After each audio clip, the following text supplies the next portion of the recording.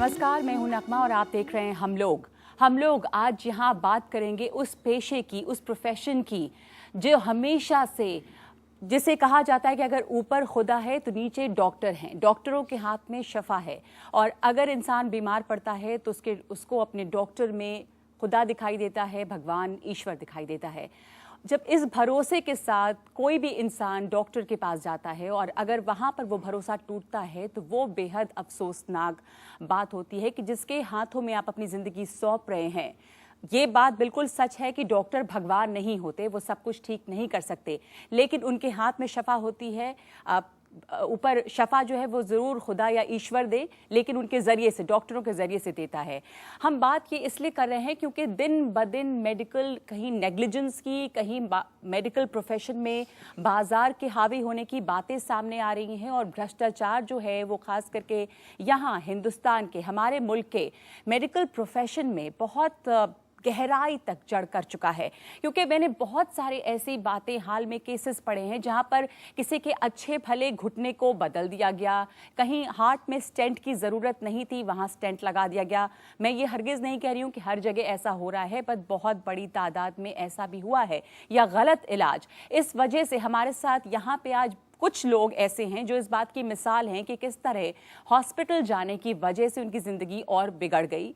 और उसके साथ साथ बहुत तमाम डॉक्टर्स हमारे साथ मौजूद हैं जिनसे हम ये जानेंगे और समझेंगे कि आखिर इसका उपाय क्या है, कैसे हम इस चीज़ से निपटें, क्योंकि हर इंसान को कभी ना कभी डॉक्टर के पास जाना होता है और अगर ये भरोसा उठ जाता है तो वो बहुत मुश्किल है। मैं आपको इंट्रोड्यूस करा दूं, तारुफ करा दूं पहले अपने पैनल से। हमारे साथ डॉक्टर मोहसिन वली मौजूद हैं जो कि सीनियर कंसल्टेंट हैं, सीनियर फिजिशियन हैं। हमारे साथ मनीष कुंजन मौजूद हैं जो कि सीनियर कार्डियोलॉजिस्ट हैं पारस हॉस्पिटल में। डॉक्टर सतेंद्र कटेवा हैं, senior consultant paediatric हेमाटो oncologist and bone marrow transplant expert हैं फोर्टिस अस्पताल के।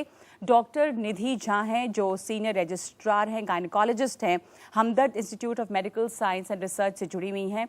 उसके अलावा शिशिर चांद जो हैं वो पीबीटी इंडिया के दिल्ली कोऑर्डिनेटर हैं। ये जो पीबीटी है वो पीपल फॉर बेटर ट्रीटमेंट नाम की एक संस्था है जो अपने आप में ये बात जाहिर कर रही है कि लोगों को ज़रूरत पड़ी है इस तरह के संस्था को बनाने की कि अगर उनको इलाज सही से नहीं मिलता है तो आप उनके लिए लड़ते हैं, उनके हक के लिए उनकी आवाज़ उठाते हैं। इसके अलावा मेरे साथ भोपाल से जुड़ रहे हैं ज्ञान चतुर्वेदी, डॉक्टर ज्ञान चतुर्वेदी जो मेडिकल एक्सपर्ट हैं और हिंदी के जाने माने लेखक हैं और लगातार इन मामलों पे मेडिसिन से जुड़े कॉलम्स वो लिखते रहे हैं। यहाँ पर हमारे साथ मौजूद है रोहित गोयल भी, और रोहित गोयल के साथ आपको मैं दिखाना चाहती हूँ उनकी माँ मौजूद है। बेइंतहा तकलीफ़ में है वो पिछले 2.25 साल से, और ये भी एक गलत इलाज की मिसाल है कि कैसे उनको वक्त पे इलाज नहीं मिला और उस वजह से आज ये हालत है कि 2.25 साल से वो दिमागी तौर पे बिल्कुल उनका दिमाग काम नहीं करता, उनका ब्रेन डैमेज्ड है और वो शरीर से पूरी तरह से माजूर हो चुकी हैं, लाचार हैं, वो खुद से कुछ नहीं कर पाती। और जब वो अस्पताल के लिए गई थी तो बहुत हल्की सी बीमारी के लिए गई थी। क्या था इनका मामला, ये बात हम अभी समझेंगे। इसके अलावा मैं आपको यहाँ पे ला दूँ डॉक्टर दिलीप माथुर से जो कि सर्जन हैं और जस्टिस जे.एस. वर्मा के दामाद हैं। Justice JS. वर्मा का केस आप में से बहुत लोगों को पता होगा, हम इसके बारे में आपको बताएंगे इस शो के दौरान। और हमारे साथ शुभ्रा वर्मा हैं जो जस्टिस वर्मा की लड़की हैं। सबसे पहले मैं रोहित आपसे शुरुआत करना चाहती हूँ इस पूरे मामले की। आपकी माँ की जो हालत अभी है, ये पूरा वाकया वो इस हालत में नहीं थी जब वो अस्पताल में गई थी। उनको हुआ क्या था कि वो अस्पताल में आप लोग उनको ले गए थे? ये इंसिडेंट 2 साल पहले हुआ। वो अपनी लाइफ में बिल्कुल फिट एंड फाइन थी उससे पहले। इनको थोड़ी सी पेट में तकलीफ, थोड़ा सा अनकंफर्टेबल फील हो रहा था जी। हम इन्हें कैलाश हॉस्पिटल नोएडा लेके गए।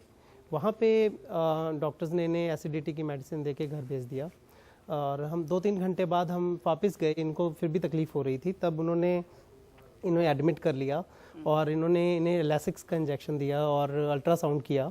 एक्चुअली इनका थोड़ा सा सोडियम लो था जिसकी वजह से ये अनकंफर्टेबल फील कर रही थी, लेकिन लैसिक्स के इंजेक्शन की वजह से इनका सोडियम और लो हुआ और अल्ट्रासाउंड। क्या डॉक्टर ने उस वक्त ये डायग्नोज सही नहीं किया था कि इनका सोडियम लो है? उनको सोडियम और ज़्यादा लैसिक्स देके और ज़्यादा बदन से पानी जब निकला तो सोडियम और कम हो गया, आप बता रहे हैं। उस वक्त डायग्नोज सही नहीं हुआ? नहीं, ये बेसिक टेस्ट था इलेक्ट्रोलाइट का, लेकिन नहीं किया गया। नेक्स्ट मॉर्निंग के लिए अल्ट्रासाउंड स्केड्यूल हुआ रात भर इनको फास्टिंग कराई गई और इनको रात भर पानी दिया गया। उसके लिए पानी देने से और सोडियम कम होता गया। सोडियम नेक्स्ट आफ्टरनून में 1 बजे हुआ, तब तक इनका सोडियम बहुत लो हो चुका, अल्ट्रासाउंड 1 बजे हुआ और तब तक इनका सोडियम और भी कम हो चुका था। ये कंफ्यूज स्टेट में चली गई थी। उसके बाद शाम को जब डॉक्टर दोबारा देखने आए 7 बजे तो उन्होंने इनका एमआरआई करने को बोला। एमआरआई हुई, उसके बाद इन्हें आईसीयू में लेके गए। आईसीयू में जाके टोटल 30 घंटे बाद इनका सोडियम टेस्ट हुआ, तब पता चला कि 104 है। बहुत ही डेंजरस लेवल तक जा चुका था लो। उसके बावजूद भी जब ये चीज़ पता चली, गलत ट्रीटमेंट चलता रहा। उन्होंने इसके लेसिक्स के साथ, आप लोगों को क्या जानकारी दी गई थी कि क्या चल रहा है? कई दफ़ा ये भी होता है कि जो पेशेंट्स के रिलेटिव हैं उनको सही पता नहीं होता कि हो क्या रहा है और तकलीफ क्या है। नहीं, हमें नहीं बताया गया, हमें बल्कि गलत बता दिया गया कि इनका स्ट्रोक आया है, स्ट्रोक का ट्रीटमेंट चल रहा है।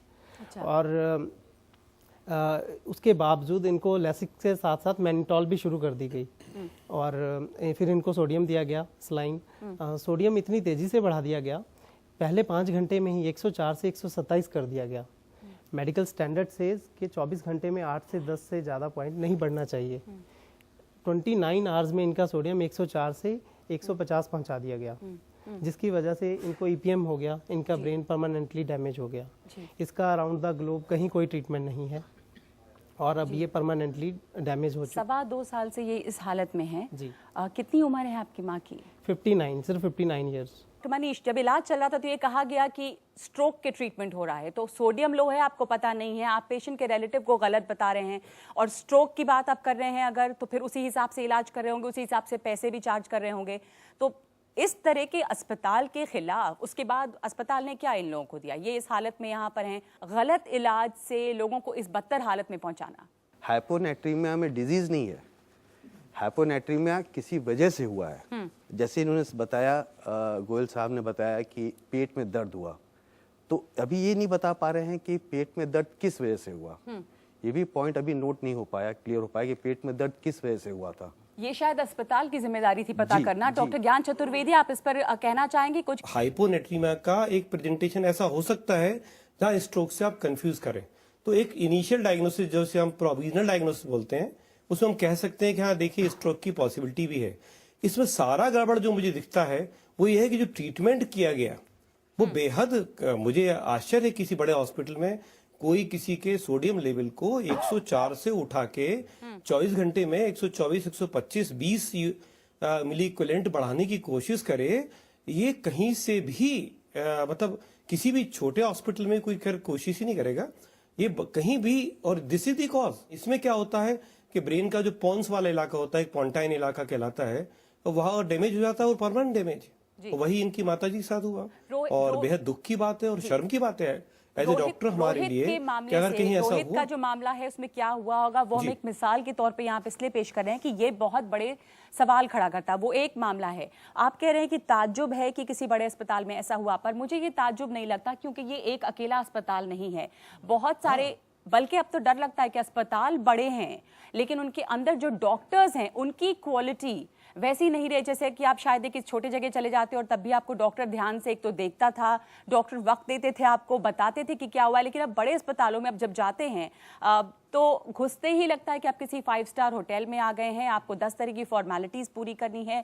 अगर आपके पास पैसा ना हो तो फिर सवाल ही नहीं पैदा होता, और सरकारी अस्पताल में तो आप महीनों लाइन लगा के खड़े हो जाइए। तो जो मिडिल क्लास या गरीब इंसान है उसके लिए तो इलाज हिंदुस्तान में सोचना भी आजकल बहुत बड़ी बात है। मैं सच कह रही हूँ या गलत कह रही हूँ डॉक्टर साहब? यस 70-60 साल का फिजिशियन यदि किसी मेडिकल कॉलेज में किसी पेशेंट को रेफर करता है जी, so most of the time in the peripheral level medical college में the first one to see that patient is a first year resident. Now एक 60 साल का physician who is practicing for last 30 years is referring a patient to a tertiary healthcare. Commercialisation की बात हम कर रहे हैं, उठा रहे हैं कि जब अस्पताल है वो अस्पताल दुकानों के जैसे काम करते हैं, वहाँ पे ट्रीटमेंट कई दफ़ा, और आप बताएंगे मुझे इस बारे में कि ऐसा नहीं होता क्या कि अगर आप अस्पताल में गए हैं, मैंने बहुत सारे केसेस देखे हैं कि आपको ज़रूरत सर्जरी की नहीं थी, सर्जरी कर दी गई। हाल में टाइम्स ऑफ इंडिया में और हिंदी के अखबारों में भी एक रिपोर्ट आई थी, बम्बई के एक इंस्टीट्यूट ने रिसर्च किया था कि लगभग 40% शायद 50% जो केसेस हैं वो सर्जरी के गलत केसेस है, सर्जरी की जरूरत नहीं थी, सर्जरी कर दी गई क्योंकि आपको पैसे ज्यादा मिल रहे थे अस्पताल को। अस्पतालों के टारगेट होते हैं, डॉक्टरों को दे दिया, तो प्राइवेट अस्पतालों की बात कर रही हूँ मैं पीबीटी इंडिया का दिल्ली कोऑर्डिनेटर हूँ। पीबीटी स्टैंड करता है पीपल फॉर बेटर ट्रीटमेंट के लिए। मैं दिल्ली एनसीआर का कोऑर्डिनेटर हूँ। मेरे पास दिल्ली एनसीआर के ही केस आते हैं और एक साल में मेरे पास लगभग 50 केसेस ऑफ मेडिकल नेग्लिजेंस आ चुके हैं। अच्छा, अब मैं आपको ये बताता हूँ मैं कैसे जुड़ा पीबीटी इंडिया से। 3 साल पहले मेरे अपने भाई का देहांत हुआ ग्रॉस मेडिकल नेग्लिजेंस से, और ये हुआ जमशेदपुर में, जमशेदपुर के टाटा हॉस्पिटल में। और हुआ कैसे मैं बता रहा हूँ। मेरे भाई सिर्फ 33 साल के थे। वो वहाँ पे एक ICWA प्रोफेशनल थे, टिमकेन इंडिया में वो काम कर रहे थे एज असिस्टेंट मैनेजर फाइनेंस। रात को 10 बजे उन्हें पेन हुआ और चेस्ट पेन हुआ, और उसके साथ उनको अनईजीनेस भी काफ़ी फील हुआ। वो रात को गए हैं 10 बजे टाटा हॉस्पिटल में इमरजेंसी वार्ड में, जहाँ पे जो डॉक्टर ने उन्हें देखा है उन्होंने सब कुछ इग्नोर कर दिया। उनकी बीपी चेक की, बीपी 150/100 थी, उसको नज़रअंदाज कर दिया। उनका ECG किया, ECG में काफ़ी डिस्क्रिपेंसी थी, काफ़ी इरेगुलरिटी थी। ST सेगमेंट डिप्रेशन 3 नोड में था, वो सब नज़रअंदाज कर दिया। फैमिली हिस्ट्री पूछने की कोई कोशिश नहीं की। मेरे पिताजी का देहांत हार्ट अटैक से हुआ था, वो कहीं भी रिकॉर्डेड नहीं है, उन्होंने पूछा ही नहीं। उसके अलावा उन्होंने उनका मोटापापन, जो ओबेसिटी कहते हैं, उसको भी नज़रअंदाज किया, और उसके बाद उसको मिसडायग्नोस किया एज हाइपर एसिडिटी, और हाइपर एसिडिटी की दवाई देके उनको घर भेज दिया। अगले दिन उनको सीवियर हार्ट अटैक हुआ और पहले अटैक में उनका डेथ हो गया 33 साल की उम्र में। ठीक है, मैंने जब ये केस पढ़ा तो मैंने सारे डॉक्टर से दिल्ली में मिला। मेरा केस चल रहा है नेशनल कमीशन में, 2 साल में काफ़ी अच्छे रफ्तार से चला है और फाइनल आर्ग्यूमेंट के स्टेज पे है। मेडिकल काउंसिल ऑफ इंडिया में मैंने अपील किया तो उन्होंने डॉक्टर को वार्निंग इशू कर दी, लेकिन मैंने कहा मैं वार्निंग से खुश नहीं हूँ, आपको इनका लाइसेंस सस्पेंड करना पड़ेगा। तब उन्होंने मुझे दोबारा बुलाया, अगले हफ्ते मैं फिर जा रहा हूँ मेडिकल काउंसिल ऑफ इंडिया में एक बार दोबारा प्लीड करने कि आप इनका लाइसेंस सस्पेंड कीजिए। डॉक्टर दिलीप माथुर, आपको शामिल करना चाहती हूँ चर्चा में। डॉक्टर दिलीप माथुर जस्टिस वर्मा के दामाद हैं। जस्टिस वर्मा का मामला जो था उसमें भी नेग्लिजेंस का मामला था। आप लोग उनको एक बड़े अस्पताल में लेके गए थे, पहले से उनका इलाज चल रहा था, आप लोगों को सही जानकारी नहीं दी गई कि उनको दरअसल क्या हुआ है और क्या गलत ट्रीटमेंट हुआ। उनका इलाज बहुत गलत हुआ। उनके कुछ ब्लड टेस्ट कराए गए, ब्लड टेस्ट की रिपोर्टें देखी नहीं गई, और बगैर रिपोर्ट देखे हुए उनको कुछ दवाइयाँ शुरू कर दी। वो दवाइयाँ किसी भी हालत में वो रिजल्ट्स के साथ शुरू करनी नहीं चाहिए थी। इस वजह से उनको काफ़ी सीवियर इंटरनल ब्लीडिंग हुई।